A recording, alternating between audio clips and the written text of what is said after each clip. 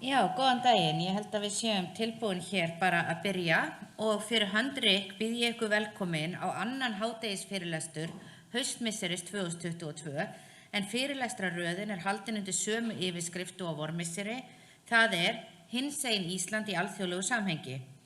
Fyrirlesturinn nefnist Mamma, mamma, börn og bíll, hinsegin fjölskyldur í fjölmiðlum 2010 til 2021. Ég heiti Sigrún Ólafsdóttir og ég prófessor í félagsfræði hér við Háskóla Íslands og ég mun fara með fundarstjórn í dag. Fyrirlesara dagsins Auður Magdís Auðunsdóttir og Íris Ellenberger.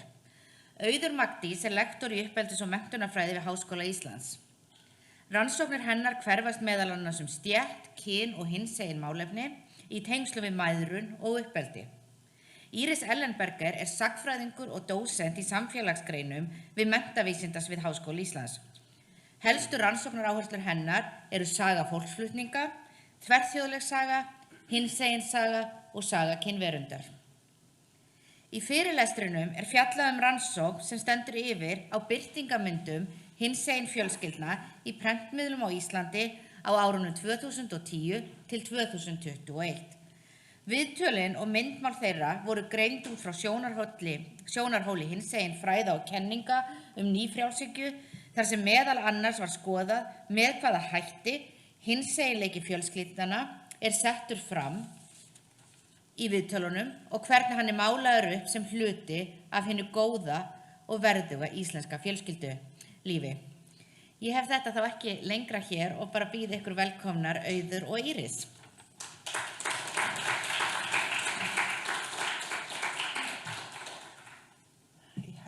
Gaman að sjá ykkur. Við ætlum hérna að kynna niðurstöður rannsóknar sem við höfum verið að vinna undanfarið ár eða svo. Þar sem við, einmitt eins og Sigrún sagði, erum búin að vera að greina hvernig fjallaðar hinsegin fjölskyldur í fjölmiðlum á Íslandi og ætlum að segja frá helstu niðurstöðum tveggja greina sem við erum búin að vera að vinna að. En það náttúrulega ekkert nýtt að hinsegin fólk stofni fjölskyldu og ali upp börn, en náttúrulega kannski leiðirnar að því marki hafa verið misgreiðar í gegnum tíðina og árið 2006 að þá öðluðust samkynja pör rétt til frumættleiðinga og aðgengi að tæknifrjóvgun á Íslandi og það mætti því segja að hinsegin fólki hafi staðið til boða allir sömu möguleikar og öll sama aðstoð og öðrum, að minnsta kosti í orði en kannski ekki alltaf á borði. Og þótt vissulega búi hinsegin fólk enn við alls konar mismunun og jaðarsetningu í dag, að það má þó fullyrða frá árinu 2006 að það hafi hinsegin fólki á Íslandi aldrei staðið fleiri formlegi möguleikar til boða við að stofna fjölskyldu. Á sama tíma þá hafa orðið miklar breytingar á orðræðum bæði hinsegin fólk og líka foreldrahlutverkið. Roger Streitmatter hann held því fram að fjölmiðla umfjöllun samkynhneigt fólk í fjölmiðlum Norður-Ameríku hafi breyst upp úr 1990 á þann veg að jákvæðar orðræður hafi orðið ríkjandi og hann segir líka að barátta fyrir jöfnum rétti til hjónabands hafi leikið mjög mikilvægt hlutverk þar. En nýjar rannsóknir benda til þess að því hafi verið svipað farið á Íslandi, að jákvæðar ímyndir af samkynhneigðu fólki, sérstaklega körlum, hafi orðið ríkjandi í íslenskum fjölmiðlum á síðasta áratug 20. aldar. Og eftir aldamótin þá hafi staða hinsegin fólks, þó sérstaklega samkynhneigðra, orðið mikilvægur hluti af ímyndarsköpun Íslands á alþjóðavísu sem fyrirmyndalands í jafnréttismálum, þar sem hinsegin fólk nýtur mannréttinda og virðingar, að minnsta kosti talið Og það má því kannski segja að samkynhneigðir hafi losnað úr stöðu hinna, svo að segja, fengi aðgang að þjóðarheildinni og orðið hluti af þeim hópi sem Íslendingar eiga við þegar þeir tala okkur eða þjóðina. Og það má einhver leyti yfirfæra þetta yfir á annað hinsegin fólk en þó ekki að öllu leyti. Og á nákvæmlega sama tíma og hinsegin fólk fékk upplýst æru í fjölmiðlum voru annars konar orðræður að móta nýjan sannleika fjölskyldulíf og barnauppeldi Fjölmiðlaorðræður nýfrjálshyggjunnar foreldrahlutverkið einkenndust af ríkari kröfum til foreldra, sérstaklega mæðra, að verja miklum tíma og orku í ýmsa þætti fjölskyldulífs og barnauppeldis. Foreldrahlutverkið fólst fyrst og fremst í þrotlausri vinnu við að vega og meta ólíka kosti svo hægt að gera líf barnsins sem best úr garði, samkvæmt þessum orðræðum. Og þessi vaxandi áhugi á fjölskyldu lífi og foreldrahlutverki annars vegar og hinsegin fólki hefur leitt til aukins sýnileika hinsegin foreldra og svokallara regnboga fjölskyldna í fjölmiðlum og það vekur náttúrulega upp spurningar stöðu hinsegin fjölskyldna innan hugmyndafræði nýfrjálshyggjunnar eins og hún snýr að foreldrahlutverkinu og fjölskyldulífi.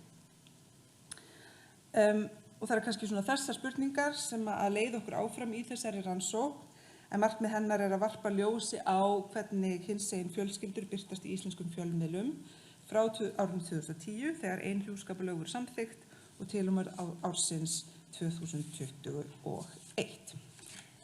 Og við gerum það með tilliti til hugmyndafræði nýfrjálshyggjunnar hið góða foreldri sem að leggur vinnu í að ala upp góða framtíðarborgara og leggur rækt við jákvætt og uppbyggilegt fjölskyldulíf á heimili sínu. Og rannsóknarspurningur okkar eru því þessar, eins og við sjáum hérna á glærunni, hvernig staðsetja hinsegin foreldra sig gagnvart orðræðum nýfrjálshyggjunnar hið góða foreldri og hvaða hlutverki gegna orðræður nýfrjálshyggjunnar í að móta hið góða og samfélagslega ásettanlega hinsegin fjölskyldulíf. Já, og þá ætla ég að fara í aðferðir og gögn, verandi félagsfræðingurinn sem ég er. Gögnin sem við erum að nota eru þá viðtöl sem birtust í íslenskum dagblöðum og tímaritum og veffréttamiðlum á þessu tímabili 2010-2021 og við öfluðum viðtalana með því að leita á tímarit.is og líka á svona heimasíðum helstu veffréttamiðlana á Íslandi, en svo líka spurðust við bara aðeins fyrir af því það er svolítið erfitt að finna eitthvað leitarorð sem að gefur okkur þessa niðurstöðu.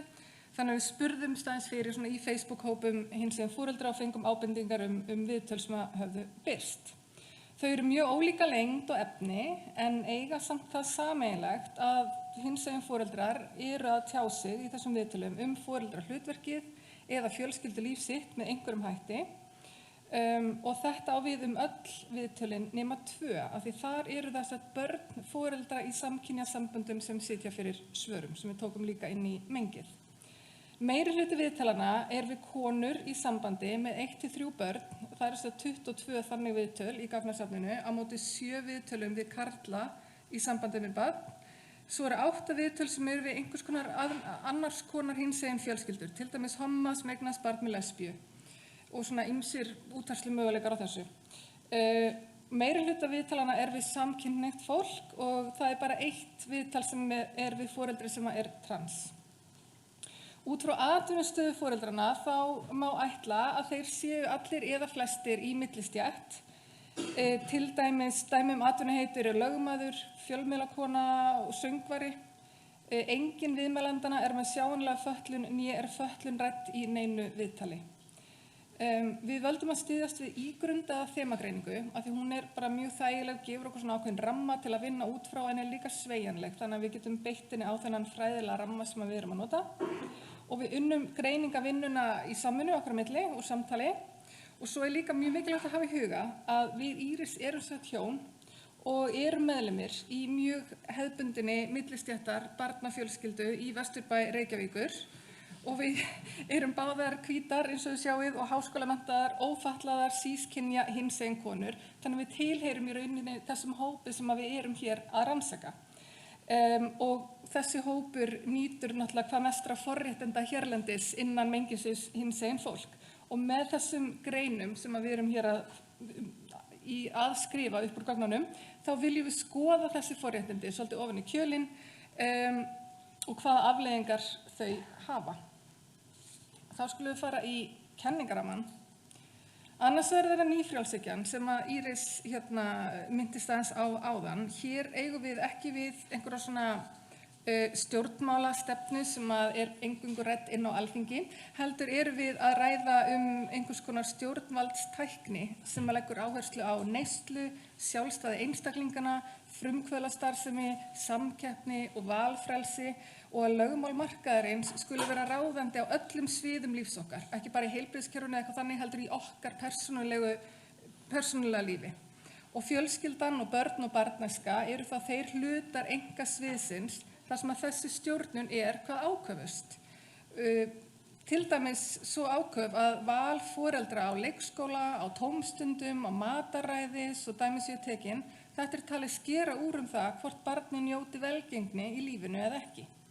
Og þannig að undir nýfrjálshyggjunni þá sýna rannsóknir að foreldrahlutverkið hafi þróast frá því að einfaldlega þú eigir að elska og sjá fyrir barninu og veita því hús og skjól yfir í mjög tímafreka vinnu sem að krefst þess að foreldrar, sérstaklega mæður, fórni tíma sínum í að tryggja að börnin hafi allt sem þau þurfa til að hafa forskot á önnur börn. Og nýfrjálshyggjan, hún hefur líka áhrif á samband okkar við tilfinningar okkar. Samkvæmt hugmyndafræði hennar hver einstaklingur ábyrgur fyrir því að vera besta útgáfan af sjálfum sér og lifa sínu besta lífi, eða besta þetta allt saman, í gegnum persónulegt val, neyslu, sjálfsvinnu og bara svona ýmiss konar samkeppni í einkalífinu. Og í þessu felst þá náttúrulega líka að móta tilfinningar sína seiglu, andspænis mótlæti, vinna að hamingju og jákvæðni, á meðan að reiði, tilfinningalega þarfir, þreyta og gagnrýni, sem heitir náttúrulega neikvæðni, eru litnar hornauga. Meira nýfrjálshyggjuna, hún segir okkur, segir okkur líka það að hvað felst í foreldrahlutverkinu algjörlega nátengt skilningi okkar á stétt og á ríkan þátt í stéttamyndun. Af því að það náttúrulega þannig að það eru eingöngu foreldrar af svona milli og efri stéttum sem eiga einhvern séns á því að uppfylla þessar kröfur sem ég var að telja upp hér áðan. Hvað varðar tíma, efnisleg gæði, til dæmis aðstoð við heimanám, tómstundaiðkun barnanna, það að velja og meta alla mögulega kosti í uppeldi barnanna. Þannig staðsetur hugmyndin hið fullkomna foreldri, hvítt, gagnkynhneigt, sískynja, ófatla millistéttafólk sem næst fullkomnun á meðan litið hornauga á foreldra sem ekki tekst að uppfylla þessi ströngu skilyrði. Svo í ensku greininni, við erum sett að skrifa annars vegar grein á íslensku sem mun birtast í fléttum og svo hins vegar grein á ensku sem við vitum ekki ennþá hvar mun birtast. Þar erum við líka að nota svolítið hugtakið samkynhneigð þjóðernishyggja sem á ensku homonationalism til að ramma inn svona þau þemu sem við fjöllum þar. Samkynhneigð þjóðernishyggja felur meðal annars í sér greiningu á því ferli sem á sér stað þegar sumir þjóðfélagshópar, hér þá samkynhneigðir, fara að teljast til okkar, eins og Íris fór mitt yfir áðan líka, og eru þá innlimaðir í þjóðina og aðrir þjóðfélagshópar teljast til hinna og lifa þá á jaðrinum eða utan hugmynda okkar þjóðríkið. Og fræðafólk hefur veitt í athygli að ákveðnir hópar hinsegin fólks, aðallega samkynhneigt fólk sem fellur vel að ímyndinni fyrirmyndar millistétta borgaran, hvað varðar stétt, fjölskyldumyndun, uppruna, það hefur verið innlimað í þjóðríkið á kostnað annarra hópa, til dæmis múslima, sem eru í þessu ferli málaður upp sem andstæðingar mannréttinda og andstæðingar hinsegin fólks og bara hryðjuverkafólk jafnvel. Og lykilatriði í þessu ferli, á minnsta kosti á Íslandi og Bandaríkjunum líka, sem þetta hefur verið rannsakað, að þjóðin skilgreind sem einhvers konar fyrirmyndaríki í samfélagi þjóðanna. Svo hér yfirlit yfir þessi 5 þemu sem við ætlum að fjalla Fyrstu 3 þemun verða í íslensku fléttugreininni og þema 4 og 5 eru úr ensku greininni. Íris ætlar aðeins að segja ykkur frá þeim. Já, við ætlum að fjalla þessi 5 þemu í þessum fyrirlestri sem við höfum greint í gögnunum okkar. Og já, þau eru eins og þið sjáið hér. Fyrsta þemað hið góða hinsegin líf hefðbundið fjölskyldulíf og þar greinum við með hvaða hætti hinsegin einstaklingar lýsa því að hefðbundið fjölskyldulíf sé hluti af jákvæðri umbreytingu þeirra sem einstaklingar. Síðan það þemað eðlileg og venjuleg en þó hinsegin sem fjallar það hvernig hinsegin fjölskyldur eru ítrekað sagðar venjulegar og ekki frábrugðnar öðrum fjölskyldum en á þessu eru samt markverðar undantekningar sem við ætlum aðeins að fjalla Þriðja þemað togstreita eðlileika sem hverfist það viðhorf sem mætir hinsegin fjölskyldum og togstreitin að vilja teljast venjuleg en lenda samt í ýmiss konar núningi við normið. Og svo fjórða þemað Íslandi framúrskarandi og hinsegin fólk tilheyrir íslensku þjóðinni og íslensku fjölskyldunni og þá hér skoðum við með hvaða hætti hugmyndir norræna yfirburði og samkynhneigða þjóðernishyggju birtast í viðtölunum. Og svo það síðasta þemað hinsegin foreldrar ala upp þrautseigja borgara en það fjallar með hvaða hætti rætt ábyrgð foreldrana í viðtölunum og þær hugmyndir eru síðan settar í samhengi við ákafa mæðrun og áhrif nýfrjálshyggju á hugmyndir okkar barnauppeldi.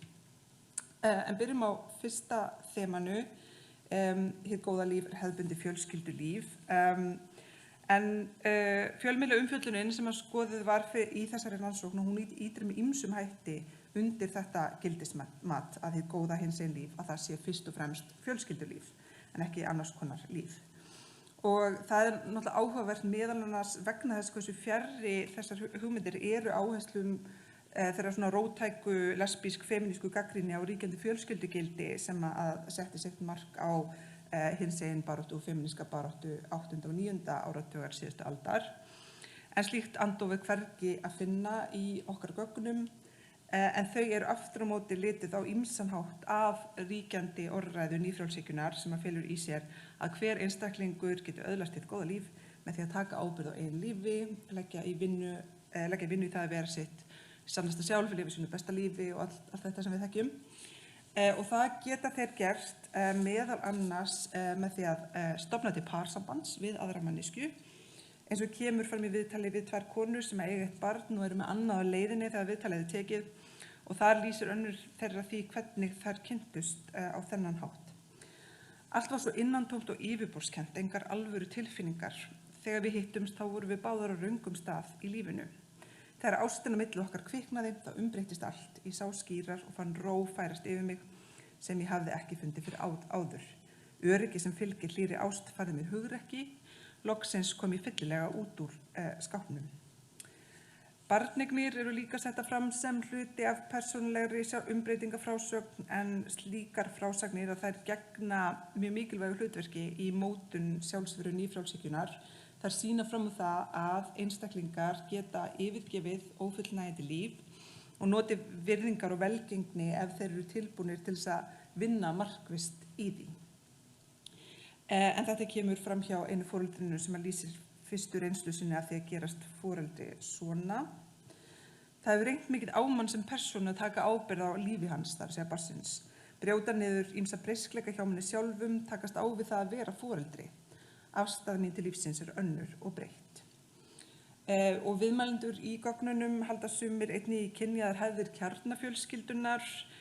Nokkrir þeirra foreldra sem rætt við höfðu hægt að vinna til að sinna börnum og fjölskyldu, að minnsta kosti stund, en þó ekki til að kannski halda í hefðina að þeirra sögn að minnsta kosti heldur til að njóta tímans á meðan börnin eru ung og makinn í velunnaðri vinnu og svo framvegis. Og þannig stéttastaða hins góða hinsegin foreldris, hún dregin fram, en langstærstu hluti þeirra sem rætt var við eru hvítt innfætt millistéttafólk sem býr við gott fjárhagslegt öryggi. Og það að vera heima með börnunum sett fram sem persónulegt val sem að staðsetur þessar frásagnir á mótum nýfrjálshyggju og feminisma þar sem lögð áhersla á valfrelsi og sjálfstæði og upphafning á lífsstíl efri stétta. Og afleiðingar með því verður hefðbundin verkaskipting á heimilum sem að stundum sést í okkar gögnum. En að þema númer 2. Upphafning hinsegin fólks og hefðbundnum fjölskyldugildum eins og kemur fram í þessum viðtölum vekja upp áhugaverðar spurningar hvar hinsegin fólk staðsetur sig með tilliti til þess sem þykir eðlilegt eða venjulegt. Og þemað eðlileg og venjuleg en þó hinsegin fjallar þann samanburð sem að hinsegin fólk eða hinsegin fjölskyldur gera á sinni fjölskyldu og hefðbundnum fjölskyldum. Og einn af rauðu þráðunum í gögnunum sú hugmynd að hinsegin fjölskyldur séu ekkert frábrugðnar öðrum fjölskyldum að neinu leyti, eins og kemur fram í einu viðtalinu þar sem að segir: Nú þegar ég komi með börn og fjölskyldu þá það alveg upp á borðinu að við erum 2 mæður með börnin okkar og það ekkert meira eða minna merkilegt en fjölskyldan í næsta húsi þar sem eru mamma, pabbi og börn. Öll lifum við þessu daglega lífi, kaupum í matinn, förum á leikskóla og í vinnu og sinnum okkar vinum, fjölskyldu og hugðarefnum. Og þessi hugmynd kjarnafjölskylduna og hið hefðbundna fjölskyldulíf kemur víða fram í gögnum rannsóknarinnar. Viðmælendur skírskota til tiltekinna viðmiða á ólíkan hátt en þó öll undir þeim formerkjum að það sé jákvætt að vera sem líkust íslenskum kjarnafjölskyldum. Og það verður til þess að sum jafnvel hafna því að þau séu hinsegin. Eins og einn viðmælandinn segir, ég veist einmitt núna ég sé ekki hinsegin, eftir að hafa stofnað til fjölskyldu. Eftir að vera komin út úr skápnum finnst mér ég loksins vera á réttinni. En þegar rýnt betur í viðtölin að þá má sjá að hugmyndin kjarnafjölskylduna tengist þeim kostum sem að nýfrjálshyggjan upphefur að geta skipulagt líf sitt með því að vega og meta ólíka valkosti. Ein móðirin segist vera orðin svo tilbúin til að eignast börn vegna þess að hún hefur, svo ég vitni hana, allt sem maður þarf á að halda, hús og bíl og imbú og allt það. Og önnur fjölskylda hafði áður en að barneignum kom gert allt í réttri röð, eins og segir í viðtalinu, gift sig, flutt búferlum, keypt skutbíl og fengið sér hvolp. Og orðræðan í viðtölunum og hún styrkir því ímyndina hina góðu fjölskyldu sem efnahagslega sjálfstæða og tilbúna til þess að vinna stéttingdum hagsmunum sínum með efnislegri neyslu fyrst og fremst. Og svo ímynd sem fjölmiðlar búa til af hinsegin fjölskyldum tilheyrir því jafnframt orðræðum sem að gera millistétta fjölskyldur að hinni gullnu fyrirmynd allra fjölskyldna. Og með því að gangast inn í þetta gildismat eru hinsegin fjölskyldur gjaldgengar sem eðlilegar og jafnvel framúrskarandi fjölskyldur eins og dæmir Það má þó finna undantekningar á þessu í miðlum hinsegin daga í Reykjavík. En þar í einu tölublaðinu að finna 2 viðtöl við foreldra sem að líta út fyrir á yfirborðinu að tilheyra hefðbundnum sískynja gagnkynhneigðum kjarnafjölskyldum. En það kannski helst þar sem að finna andóf gegn því hversu vel fjölskyldur hinsegin fólks falla að ímynd hinnar hefðbundnu kjarnafjölskyldu. Svo ég vitni í einn viðmælandann þar, en hann segir: mér finnst mikilvægt að ala hana, barnið, upp í fjölbreytileika að hún sé hluti af regnbogafjölskyldu. Þó við séum karl, kona og barn að þá erum við alltaf hinsegin. Hún mun alltaf vita hver við erum. Heildarmyndin samt sem áður svo að fjölmiðla orðræður síðasta áratugar eða svo móta það hugmynd að hið góða hinsegin líf sé millistéttar kjarnafjölskyldulíf fyrst og fremst. En þá að þriðja þeminu og því síðasta sem ég ætla að fjalla en það þema togstreita eðlileika. Því það má greina ákveðna togstreitu þrátt fyrir allt sem ég hef sagt hérna undan eðlileika í fjölmiðla orðræðinni, því hinsegin foreldrar finna fyrir því á ýmsan hátt og greina frá því að þau tilheyra ekki eðlileikanum. Til dæmis á yfirdrifinni forvitni samferðafólks á því hvernig þau gátu börnin sín, ekki síst í samskiptum sínum við þau kerfi sem þau eru háð barneignir og barnauppeldi.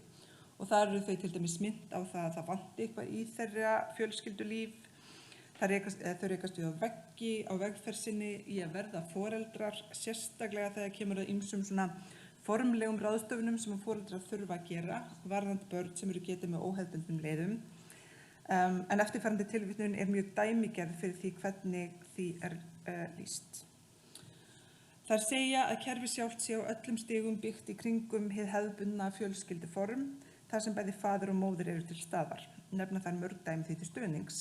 Fyrsti veggurinn var hjá Livio, þar sem félagsráðgjafi ítrekaði mikilvægi þess að drengurinn myndi alast upp við að sjá sterkar karlkyns fyrirmyndir. Í ómskoðun á Landspítalanum var hjónaband þeirra véfengt og þar fær sú sem ekki gengur með barnið ekki sjálfkrafa að vera skráð sem móðir barnsins í kerfinu og hjá Fæðingarorlofssjóði hún titluð sem faðir. Í öllu kynningarefni, svo sem bókum og myndböndum, gengið út frá því að móðir og faðir séu til staðar. Þær vita að fleiri veggir muni koma síðar. Og í svona frásögnum þá getur verið mjög áhugavert hversu miklar mótsagnir geta einkennt þær. Og eitt parið segir að þær hafi rekið tærnar í ýmislegt, svo ég vitni þar sjálfar.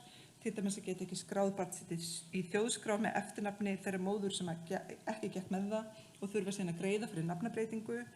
En þó segir þetta sama par einnig í viðtalinu: samfélagið tekur þessu bara sem sjálfsögðum hlut sem það er, sem betur fer skiptir það ekki máli lengur hver kynhneigð fólks er. Þannig að þessi hugmynd að það skipti ekki lengur máli hver kynhneigð fólks er þjónar að okkar mati sem einhvers konar loforð sem verið að bíða eftir því að verði uppfyllt. Hinsegin foreldrar, allavega þeir sem að birtast í okkar gögnum, að þeir séu að gera sitt besta til að endurframleiða hið góða fjölskyldulíf með sketta hinsegin fjölbreytileika sem lífgar upp á samfélagið. En þegar svo kemur í ljós að samfélagið og stofnunum þess hafa kannski lítið breyst og það eru ennþá ýmsar hindranir til staðar, að þá myndast ákveðin togstreita milli þess góða, átakalausa fjölskyldulífs sem að lofað er og svo raunveruleikan sem að neyðir hinsegin fjölskyldur til að stökkva í gegnum gerðir stofnana sem aðrar fjölskyldur hafa aldrei þurft að glíma við. Akkurat. Þá skulum við fara í þema 4 og 5 sem eru þau þema sem að við erum að fjalla í ensku greinin okkar. Það annars vegar þetta þema að Ísland er framúrskarandi og hinsegin fólk tilheyrir íslensku stórfjölskyldunni.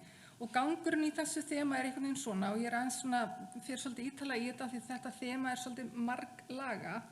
En þess að Ísland er málað upp sem fyrirmyndarland, en samt land, samt og land þar sem að fólk er almennt mjög upptekið af stórfjölskyldunni og ættfræði. Þetta getur náttúrulega verið bæði kostur og galli, séu það til. Og hinsegin fjölskyldur, þær tilheyra þessu fyrirmyndalandi, ganga orðræðurnar út á og eru mjög tengdar sinni fjölskyldu og ekki síst sínum stórfjölskyldum. Og nú skulum við fara aðeins svona nánar í þetta. Sett í viðtölunum, þá sjáum við þó nokkuð það að sérstaklega er minnst á að á Íslandi séu ekki fordómar fyrir hinsegin fólki. Og þetta eru þetta bara eins og í öllum þessum viðtölum, þá er þetta einhvers konar samvinna á milli fréttamannsins og manneskjunnar og auðvitað samfélagsins í heild. Af því að almennt þurfa fjölmiðlar að tala inn í orðræður sem að fólk skilur og þekkir. Þannig að þetta eru orðræður sem að birtast ekki bara í munni þessara hinsegin foreldra, heldur er þetta samvinna samfélagsins alls. Hér er dæmi þetta var svona, í viðtalinu. Þegar litið er yfir jarðkringluna er Ísland meðal þeirra ríkja, þar sem réttindi og viðhorf til hinsegin fólks eru sem best. Víða er samkynhneigð bönnuð með lögum jafnvel með dauðarefsingu. Og hér móðirinn bendir á að á Íslandi séu fjölskyldugerðir svo margar og misjafnar að ein mamma í viðbót til eða frá breytir engu. Og svo sjáum við að Ísland er líka málað upp sem land sem hefur mikinn áhuga á ættfræði og því hvernig börn eru getin og hver er skyldur hverjum og í hvaða lið og svona. Og þetta leiðir til þess að það eru þess dæmi í gögnunum að hinsegin foreldrar ræði í löngu máli sína stórfjölskyldu og hvernig þau og þeirra barn fellur vel að henni og tekur þátt í að viðhalda þeim tengslum, en svo líka dæmi það að stórfjölskyldan sé bókstaflega bara endurskilgreind og innihaldi þá líka fjölskylduvini. En þessi ættfræði áhugi og menning á Íslandi getur líka skapað núning þegar sífellt er verið að spyrja blóðtengsl. Þannig segir ein móðurinn spurði svona hindranir sem hafa mætt þeim. Já, helst er það yfirþyrmandi áhugi Íslendinga á erfðamálum og genatengingum og þá kannski klaufalegar spurningar í því samhengi. Sem sagt, Ísland er skilgreint sem fyrirmyndaríki sem leggur mikið upp úr fjölskyldutengslum og hinsegin fjölskyldur ræða þá opinberlega með hvaða hætti þær og börnin þeirra rækta fjölskyldugildi og stórfjölskylduna. Og þannig eru sett hinsegin fjölskyldur að tala sig inn í þjóðríkið. Þau tilheyra íslenska fyrirmyndaríkinu og íslensku stórfjölskyldunni. Og þetta við sett að skrifa að sé kannski einhvers konar stef við samkynhneigða þjóðernishyggju sem verður þá til með smæð landsins og ættartengslum okkar alla. Eða svona nokkurn veginn alla. Það bara eitt dæmi sem við fundum í gögnunum þar sem að það orðað með berum hætti hvaða hópar eru þá útilokaðir eða skilgreindir sem hinir í þessu ferli. Af því að í samkynhneigðri þjóðernishyggju þá alltaf einhver sem innlimaður og einhver annar hópur sem útilokaður. Hér þetta eina dæmi. Ég þekki pólska stúlku sem flutti hingað með kærustunni sinni. Þær fluttu hingað til að vera saman en samt í felum. því að þeirra samfélag viðurkennir þær ekki sem par á samhátt og gert í íslensku samfélagi. Pólverjar á Íslandi eru þá hér skilgreindir út fyrir mengið íslenskt samfélag. Og þetta náttúrulega einmitt eitt af svona aðalsmerkjum samkynhneigðrar þjóðernishyggju, að leið og hinsegin fólk innlimað í þjóðina öðrum hópi úthýst. Og þetta líka í samræmi við rannsóknir sem hafa sýnt fram á að það eru ekki síst innflytjendur frá Austur-Evrópu sem eru skilgreindir sem hinir með skírskotun til meintrar hinsegin andúðar og skorti á virðingu fyrir mannréttindum. Og þá það síðasta þemað. Það hérna, hinsegin foreldrar eru góðir foreldrar og ala upp þrautseiga borgara. Og þarna kemur hugmyndafræði nýfrjálshyggjunnar hvaða tilfinningar eru réttar og hvaða tilfinningar eru rangar inn í myndina. Nei, ég ætla ekki að segja þetta strax. Hinsegin fjölskyldur, þær eru jafnvel málaðar upp sem betri en hefðbundnar fjölskyldur. Og lífstíl þeirra og gildi eru svona mjög tengd hugmyndum okkar millistétt hvítar íslenskar fyrirmyndar fjölskyldur. Þannig taka hinsegin foreldrar og blaðamenn ólík dæmi af því með hvaða hætti þeirra fjölskyldar eru virðingaverðar og góðar og jafnvel betri heldur en hinnar dæmigerðu gagnkynhneigðu fyrirmyndar fjölskyldur. Og hér ég með 2 dæmi það. Þetta fjölskylda þar sem að hommi eignast barn með lesbíu, með lesbísku pari og í því viðtalið stendur við erum öll mjög góðir vinir sem eru oft ekki tilfellið þegar fólk hefur skilið, sem sagt hjá gagnkynhneigðum fjölskyldum. Engin vandamál hafa komið upp. Sumir hafa sagt að svona fyrirkomulag sé eins og hjá skilnaðarbörnum, without the hard feelings. Og í öðru viðtalið segir, við erum 2 konur með 2 dætur. Við hljótum að leggja áherslu á að þær fái sömu tækifæri og strákar. Þannig að það málað upp sem kostur og þær eru 2 konur en ekki kona og kall, eða 2 kallar eða eitthvað. Önnur dæmi þetta voru til dæmis að hinsegin fjölskyldur væru svo góðar í að skipuleggja barneignir sínar. Bæði með hvaða hætti þær fara fram, en einnig að þær fari fram þegar foreldrarnir eru andlega og efnislega tilbúnir til að eignast barn. Og þetta viðhorf það náttúrulega í samræmi við hugmyndafræði nýfrjálshyggjunnar sem að yfirfærir markaðslögmál á öll svið hins mannlega lífs. Samkvæmt henni hinn góði borgari sá sem leggur vinnu í að gera líf sitt sem best úr garði, tryggja að börnin séu samkeppnishæf á markaðstorgi samfélagsins og þá auðvitað mikilvægt að leggja mikla vinnu í barnauppeldið og skipulagningu þess og tileinka sér jákvæðni og þrautseigju. Önnur birtingarmynd þessa að í viðtölunum mjög lítið gert úr öráreitni eða fordómum sem fjölskyldurnar mæta. En þessi stað lögð áhersla á að börnin sem búa í hinsegin fjölskyldum verði bara útsjónasöm og þrautseig af því að mæta einhvers konar mótlæti. Í hluta viðtölana þá má finna dæmi öráreitni í mörgum þeirra reyndar, þar sem til að mynda fjölskyldumeðlimir fá óþægilegar spurningar eða eyðublöð gerir ekki ráð fyrir þeim og í viðtölunum þessi öráreitni máluð upp sem tækifæri til að kenna börnunum að svara fyrir sig á jákvæðan hátt án allra beinna átaka eða árekstra. Hér dæmi þetta. Þetta úr viðtali við barn. Einu sinni þegar ég kom fyrst í skólann spurðu þau hvort pappinn væri í útlöndum eða dáinn. Ég sagði bara nei, ég á engan pappa. Ég hef aldrei átt pappa. Og mamman skýtur inn í þetta verður alltaf gengið gríðarlega vel hjá okkur. Ég hef ekki fundið fyrir neinum fordómum. En þarna hún samt að fá mjög óþægilegar spurningar. Og svo hér annað dæmi, frumburðurinn hefur ekki orðið fyrir teljandi stríðni í skólanum fyrir það að eiga 2 mömmur en krakkarnir spyrja hann stundum af hverju hann eigi 2. Þá honum ráðlagt að svara af því að ég svo heppin. Aðspurð hvað hún myndi gera, þetta líka úr viðtali við barn, þegar hún þyrfti að fylla út eyðublöð þar sem væru reitir fyrir móður og föður svarar barnið, ég myndi bara krota yfir það og gera mamma á línu. Þannig að þetta þrautseigu börnin. Og hvað þýðir þetta svo allt saman? Við erum svona að reyna að klambra saman einhverjum lokaorðum líka í greinunum okkar. Þær orðræður sem að finna má í gögnunum ýta með einum eða öðrum hætti undir þá sýn að hið góða hinsegin líf sé fyrst og fremst hefðbundið fjölskyldulíf. og svona hinsegin róttækni sem efast hefðbundin gildi samfélagsins, setur spurningamerki við neysluhyggju og einstaklingshyggju og sjálfstæðar kjarnafjölskyldur sem grunneiningu samfélagsins. Þetta ekki að finna í gögnunum okkar. Og í þessu samhengi einnig vert að taka fram að hinsegin fjölskyldur sem eru jaðarsettar eru til dæmis fatlaðar, flóttafólk eða í fjörkerfissamböndum, þessar fjölskyldur eru ekki sjáanlegar í gögnunum.